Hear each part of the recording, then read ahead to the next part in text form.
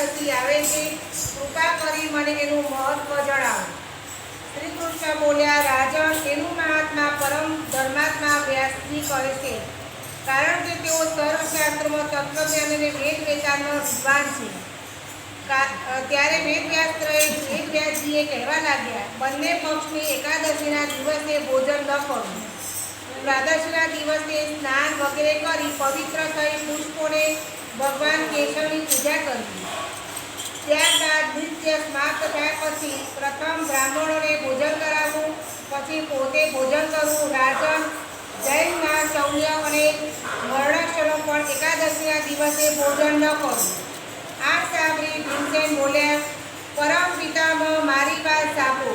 રાજા યુધિષ્ઠિર, માતા કુંતી, દ્રૌપદી, અર્જુન, નકુલ અને સહદેવ આ બધા એકાદશીના દિવસે ત્યારે ભોજન નથી કરતા. અને મને પણ તેઓ હંમેશા કહે છે કે ભીમસેન, તમે પણ એકાદશીના દિવસે ભોજન ન કરો. પરંતુ એમને હું એટલા જ જવાબ આપું છું કે મારાથી ભૂખ સહન થતી નથી.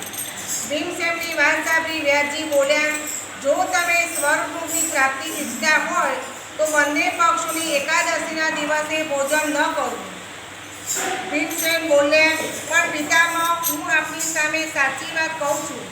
એકવાર ભોજન કરી પણ મારાથી વ્રત નથી કરાતું તો પછી ઉપવાસ કેવી રીતે કરીશ?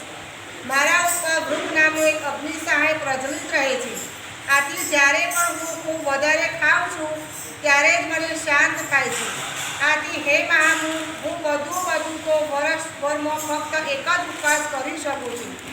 માટે જેનાથી સ્વર્ગની પ્રાપ્તિ થાય અને જે વ્રત કરવાથી મારું કલ્યાણ થાય એવું કયું વ્રત છે મને કહો, એનું પાલન જરૂર કરીશ. વ્યાસે કહ્યું, જેઠ મહિનાના સૂર્ય વૃષભ રાશિમાં હોય છે અથવા મિથુન રાશિમાં શુક્લ પક્ષમાં જે એકાદશી આવે છે તેનું યત્નપૂર્વક નિત્ય વ્રત કરવું. ફક્ત કોગરા અથવા આચમન કરવા માટે જે મોંમાં જળ નાખી શકો છો, આ સિવાય કોઈ પ્રકારનું જળ વિદ્વાન પુરુષે મોં ન રાખવું.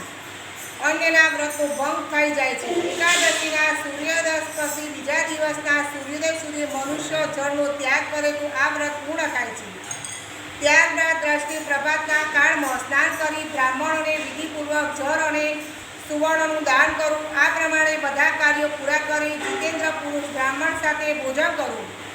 વર્ષભરમાં જેટલી એકાદશી આવે છે એ બધી પર મનુષ્ય નિર્જલા એકાદશીનું વ્રત પ્રાપ્ત લે છે. શંખ ચક્ર અને ગદા ધારણ કરનાર ભગવાન કેશવે મને કહ્યું હતું કે જો માનવ બધું છોડીને એકમાત્ર મારા ચરણ આવી જાય અને એકાદશીનું વ્રત નિહાળના રહે તો બધા પાપો છૂટી જાય છે. એકાદશીનું વ્રત કરનાર પુરુષ પાસે વિશાળકાર, વિકૃત આકૃતિવાળા અને કાળા રંગના દળ પાતધારી ભયંકર યમૃતો નથી આવતા. અંધકારના પિતાંબરધારી, સૌભાગ્યવાળ, હાથમાં સુદર્શન ધારણ કરનાર અને મન સમાન વૈરાગ્યવાળા વિષ્ણુદૂતો આપણે આ વૈષ્ણવ પુરુષને વિષ્ણુ ધારણમાં લઈ જાય છે. માટે નિર્જલા એકાદશીનું યત્નપૂર્વક ઉપવાસ અને હરિનું ભજન કરવું. સ્ત્રી હોય કે પુરુષ, જો એ ભયંકર પાપો કર્યા હોય તો પણ સગળા નષ્ટ થઈ જાય છે. જે મનુષ્ય આ દિવસે ધર્મ નિયમનું પાલન કરે છે તેને પુણ્ય ભાગી મળે છે. આ સાંભળી ભીમસેને પણ આ શુભ એકાદશીનું વ્રતનું કરવાનું શરૂ દીધું. ત્યાર પછી એ પાંડવો એકાદશી ભીમ એકાદશી નામની વિખ્યાત થઈ. બોલો એકાદશી